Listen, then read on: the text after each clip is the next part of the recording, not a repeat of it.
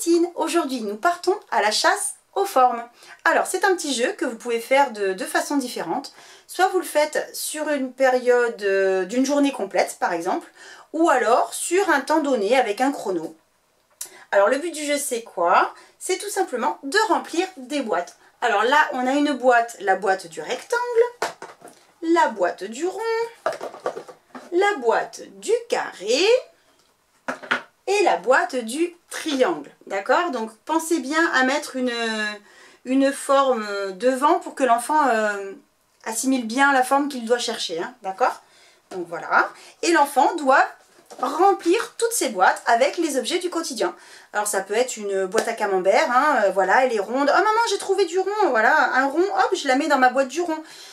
L'enfant est en train de jouer, il est avec ses clipots, il voit des formes, bah, il va les mettre dans la boîte qui correspond.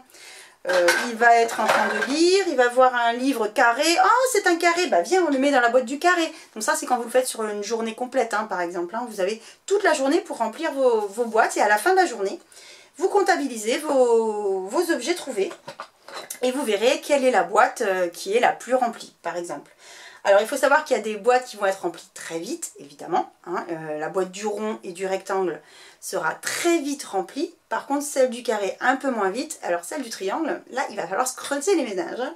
Donc, je vais vous donner des petites pistes quand même pour les triangles. Voilà, hein, comme je vous l'ai dit tout à l'heure. Pensez au jeu de construction de vos enfants. Normalement, ils ont toutes les formes, hein. C'est évident. Voilà. Si vous avez des géomags, le top. Si vous avez des géomags, essayez de les mettre bien en évidence, sans le dire à votre enfant, hein, mais qu'ils soient bien à l'évidence. Comme ça, de lui-même, il peut se dire « Ah, mais j'ai ça, c'est vrai que j'ai ce jeu-là. Je peux peut-être en construire un moi-même. » Et construire une forme de chaque et les mettre dans chacune de mes boîtes. Donc là, s'il fait en plus la construction de sa forme, il est top champion, quoi. Hein. Il est vraiment champion des formes. Hein. Là, vous pourrez le féliciter parce que là, c'est un super travail. Hein. Reconnaître, nommer et après la construire, il a tout gagné, quoi. Hein. Ça y est, hein, il a la notion complète. Hein. Donc voilà, mettez la boîte de Géomag bien en vue pour qu'il tombe dessus par hasard et qu'il puisse les créer par lui-même. Voilà ce que je voulais vous dire. Oui, après, hein, les exemples, il y en a plein dans la dinette, non, après tout, bah non, je vais vous laisser chercher.